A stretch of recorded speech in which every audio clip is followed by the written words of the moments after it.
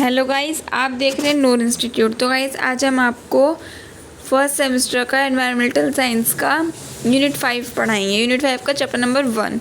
Unit 5 में हमारे और भी चैप्टर हैं, तो आज हम पढ़ाएंगे चैप्टर नंबर 1। तो जैसे कि आपको पता है कि जो आपका कोर्स है, सब्जेक्ट है, ये ACC कोर्स का है। एंड जो आपकी बुक का नाम है वो पर्यावरण अध्ययन सहायक सामग्री, ये आपके एनवायरमेंटल साइंस की बुक का नाम है। इसमें जो यूनिट 5 का चैप्टर नंबर 1 आता है वो है पर्यावरण प्रदूषण। आज हम इसके बारे में पढ़ेंगे।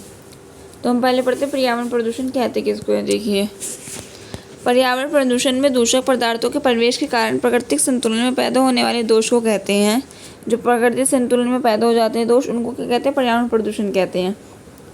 प्रदूषण पर्यावरण को और जीव जंतु को नुकसान पहुँचाते हैं। प्रदूषण का अर्थ है वायु, जल, मिट्टी आदि का अवांछित द्रव्यों से दूषित होना, जिसका सजीवों पर प्रत्यक्ष रूप से विपरीत प्रभाव पड़ता है तथा पारिस्थितिक तंत्र को नुकसान द्वारा अन्य अप्रत्यक्ष प्रभाव पड़ते हैं। वर्तमान समय में पर्यावरणीय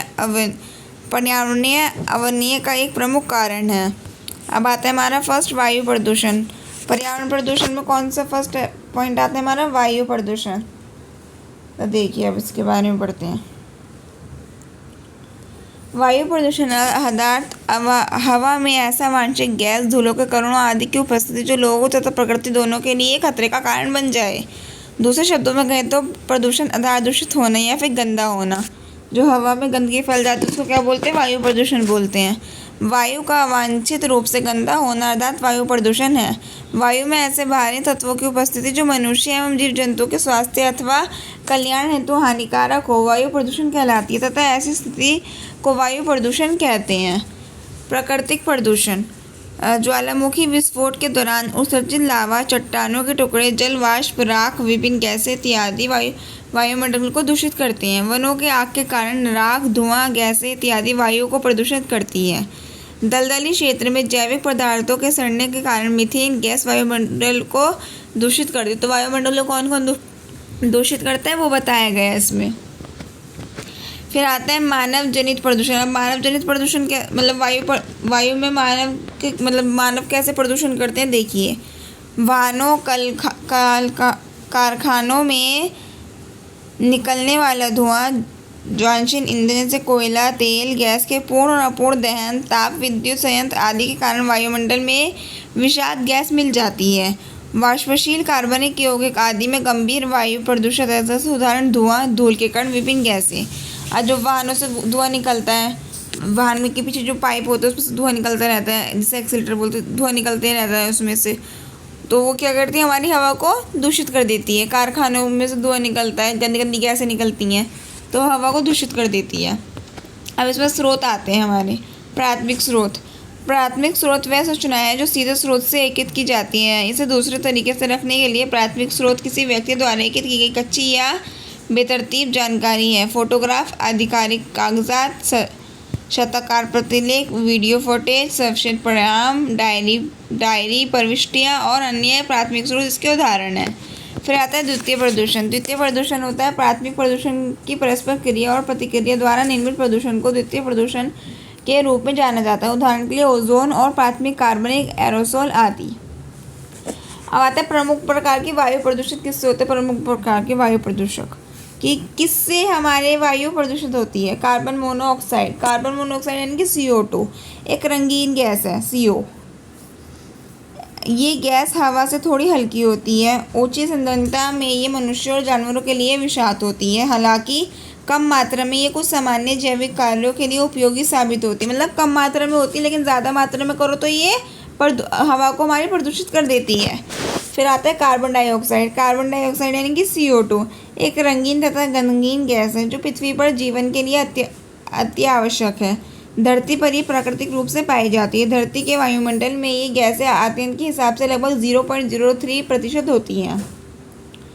फिर आता है आपका क्लोरोफ्लोरोकार्बन यानी कि CFC एक कार्बनिक यौगिक है जो केवल कार्बन, क्लोरीन, हाइड्रोजन और फ्लोरीन परमाणु से बनता है। CFC का इस्तेमाल रेफ्रिजरेट प्रद्योतक यानी कि एरोसोल अनुप्रयोग में और विलायक के तौर पर व्यापक रूप से होता है। ओजोन निषेच में इसका योगदान देखते हुए CSF जैसे यौगिक का निर्माण मॉन्ट्रियल प्रोटोकॉल के तहत चरणबद्ध तरीके से बंद कर दिया गया। CFS को फ्रियोन गैस भी कहते हैं। CFS के द्वारा ओजोन परत को नुकसान होती है। किसको नुकसान होती है? ओजोन परत को नुकसान होती है। इसलिए वर्तमान में इसकी जगह HFC यानी कि हाइड्रोक्लोरोफ्लोरो का उपयोग करते हैं। पहले किसका उपयोग होता था? क्लोरोफ्लोरोकार्बन का। लेकिन जब उसको ओजोन परत को नुकसान होने लगा, ओजोन परत क्या है? जो हमारी पृथ्वी की चारों ओर परत है, जो हमें हर एक चीज़ से, हर एक गैसों से बचाती है। लेकिन जब उस परत को नुकसान होने लगा तो उसकी जगह कौन सी गैस यूज़ होने लगी? HFC यानी कि हाइड्रोक्लोरोफ्लोरो का उपयोग करने लगे। फिर आता है नेक्स्ट पॉइंट, सीसा। सीसा एक रासायनिक तत्व है जो काले रंग का होता है। इसे Pb यानी कि लीड द्वारा प्रदर्शित करते हैं। एक धातु एवं तत्व है। काटने पर ये नीलामक के लिए सफ़ेद होता है, लेकिन हवा का स्पर्श होने पर सलेटी हो जाता है। इसे इमारतें बनाने, विद्युत कोषों, बंदूक की गोलियां और वजन बनाने में प्रयुक्त किया जाता है। ये सोल्डर में भी मौजूद होती है। ये सबसे घना स्तर तत्व है। फिर आता है हमारा ओजोन परत। देखिए, ओजोन यानी कि O3 यानी कि ऑक्सीजन की 3 परमाणु में मिलकर बनने वाली एक गैस है जो वायुमंडल में बहुत कम मात्रा यानी कि 0.02% में पाई जाती है। समुद्र तट से 30-32 किलोमीटर की ऊंचाई पर इसकी सांद्रता अधिक होती है। ये तीखे गंध वाली अत्यंत विषैली गैस है। अब आता है नाइट्रोजन डाइऑक्साइड। नाइट्रोजन डाइऑक्साइड एक कार्बनिक यौगिक है। ये भारी भीड़ वाले स्थानों पर भूरी हवा के लिए जिम्मेदार है। इसका मुख्य उपयोग उर्वरक उत्पादन में किया जाता है। फिर आता है निलंबन अपकणीय पदार्थ। ये वायु में ठोस धुएं, धूल के कण के रूप में होते हैं जो एक खास समय तक वायु में उपस्थित रहते हैं। ये फेफड़ों की हानि पहुंचाते हैं, जिसका कारण सांस लेने में परेशानी होती है। फिर आता है आपका सल्फर डाइऑक्साइड। सल्फर डाइऑक्साइड एक रासायनिक यौगिक है। इसका रासायनिक सूत्र CO2 है। ये तीव्र गतियुक्त एक तीक्ष्ण विषैली गैस है जो कई तरह की औद्योगिक प्रक्रियाओं में ज्वालामुखी द्वारा छोड़ी जाती है। ये एक रंगीन गैस होती है। अब आता है वायुमंडल का प्रभाव किस किस पे पड़ता है। देखिए, पौधे एवं जंतुओं पर प्रभाव कैसे पड़ता है। वायु प्रदूषित जल निकायों में निलंबित हो जाती है और जलीय जीवन को प्रभावित करती है। प्रदूषण में भी जानवरों को अपना आवाज़ छोड़कर एक नए स्थान पर जाने को मजबूर कर देता है। ये उन्हें भटकाता और बड़ी संख्या में जानवरों की प्रजाति को विलुप्त होने के कारण भी बन जाता है। फिर आता है अम्ल वर्षा। ज्वालामुखी ईंधन के जलने से हवा में नाइट्रोजन, ऑक्सीजन और सल्फर ऑक्साइड जैसी हानिकारक गैसें निकलती हैं। पानी की बूंदें इन प्रदूषक के साथ मिलकर अम्लीय बन जाती हैं और अम्लीय वर्षा के रूप में गिरती हैं, जो मानव, पशुओं और पौधों के जीवन को नुकसान पहुंचाती हैं। फिर आता है आपका ओजोन परत। ओजोन परत में रिक्तीकरण यानी कि वायुमंडल में क्लोरोफ्लोरोकार्बन, हैलोन और हाइड्रोक्लोरोफ्लोरोकार्बन की रिहाई ओजोन परत के क्षरण का प्रमुख कारण है। घटती ओजोन परत सूर्य से आने वाली हानिकारक पराबैंगनी किरणों को नहीं रोक पाती और व्यक्तियों में त्वचा रोग और आंखों की समस्या का कारण बनती हैं। अब ओजोन परत हमारे लिए क्यों आवश्यक है? क्योंकि ये जो सूर्य की बैंगनी किरणें आती है उसको रोक लेती है और जो कि हम स्वास्थ्य के लिए बहुत हानिकारक होता है। अब आता है हमारा नेक्स्ट पॉइंट, जल प्रदूषण। हम क्या पढ़ेंगे? जल प्रदूषण के बारे में। ये देखिए, इसके बारे में पढ़ेंगे हम। जल प्रदूषण का प्रमुख कारण मानव या जानवरों की जैविक या फिर औद्योगिक क्रियाओं के फलस्वरूप पैदा हुए प्रदूषक को बिना किसी समुचित उपचार के सीधे जल धाराओं में विरासित कर दिया जाना है। जल में विभिन्न प्रकार के हानिकारक पदार्थ के मिलने से जल प्रदूषित हो जाता है। बहुत सारे पदार्थ मिल जाते हैं जल में, जिससे क्या होता है? जल हमारा खराब हो जाता है, इनके पानी में प्रदूषण आ जाता है। अब जल प्रदूषण के कारण कौन कौन से देखिए। औद्योगिक कूड़ा, लोग कूड़ा फेंक देते हैं। कृषि क्षेत्र में अनुचित गतिविधियाँ, मैदानी इलाकों में बहने वाली नदियों के पानी की गुणवत्ता में कमी, सामाजिक और धार्मिक रीति रिवाज जैसे पानी में शव को बहाना, नहाना, कचरा फेंकना, ये सब क्या होता है? रीति रिवाज की वजह से हमारा जल प्रदूषण होता है। जहाज़ों से होने वाले तेल का रिसाव। अब जहाज़ जो होते हैं उसमें से जो तेल निकलता रहता है, जो पानी के जहाज़ होते हैं उसमें जो तेल निकलता है उससे क्या होता है? हमारा जल प्रदूषित हो जाता है। फिर आता है जल प्रदूषण के प्रभाव। इसमें ज़मीन की उर्वरक क्षमता कम होती है। कुल मिलाकर कृषि क्षेत्र और देश को भी प्रभावित करती है। समुद्र का पानी प्रदूषित होता है तो बुरा असर समुद्री जीवन पर भी पड़ता है। जैसे जल प्रदूषण का सबसे बड़ा कारण पानी की क्वालिटी में गिरावट होती है, क्वालिटी ख़राब हो जाती है पानी की। फिर आता है आपका जल प्रदूषण पर नियंत्रण कैसे कर सकते हैं। जल प्रदूषण पर नियंत्रण हेतु नालों की नियमित रूप में साफ सफाई करना चाहिए। ग्रामीण इलाकों में जल निकास हेतु पक्की नालियों की व्यवस्था नहीं होती है। इस कारण इसका जल कहीं भी अस्त व्यस्त तरीके से चले जाता है और किसी नदी, नहर आदि जैसे स्रोत तक पहुंच जाता है। इस कारण नालियों को ठीक से बनाना और जल की किसी भी स्रोत से दूर रखने आदि का कार्य भी करना चाहिए। विद्यालयों में जल प्रदूषण का एक पाठ लगाना चाहिए, मतलब कि एक चैप्टर विद्यालय में भी, हर एक विद्यालय में एक चैप्टर होना चाहिए जल प्रदूषण का। फिर आता है आपका मृदा प्रदूषण, यानी कि मिट्टी में जो प्रदूषण होता है वो। मृदा प्रदूषण मृदा में होने वाले प्रदूषण को कहते हैं। ये मुख्यतः कृषि में अत्यधिक कीटनाशक का उपयोग करने या ऐसे पदार्थ जिसे मृदा में नहीं होना चाहिए उसके मिलाने पर होता है, जिससे मृदा की उपज क्षमता में भी बहुत प्रभाव पड़ता है। इसी के साथ उससे जल प्रदूषण भी हो जाता है। मिट्टी खराब होगी तो जल तो ऑब्वियसली खराब होगा। फिर आता है मृदा प्रदूषण के कारण क्या क्या है। खनन से निकलने वाले मलबे को पास में ही किसी जगह में डाल दिया जाता है, जिसमें मलबे के विशाल गर्त बन जाते हैं। इमारती पत्थर, लौह अयस्क, अभ्रक, तांबा आदि खनिजों के उत्खनन से निकलने वाले मलबे मृदा की उर्वरक शक्ति को समाप्त कर देता है। वर्षा के समय जल के साथ मिलकर ये मलबे दूर दूर तक जाकर मृदा को प्रदूषित कर देते हैं। अब आता है औद्योगिक कचरा। औद्योगिक में रासायनिक या अन्य प्रकार के कचरे होते हैं, जिसे आसपास या दूर के किसी स्थान पर डाल दिया जाता है।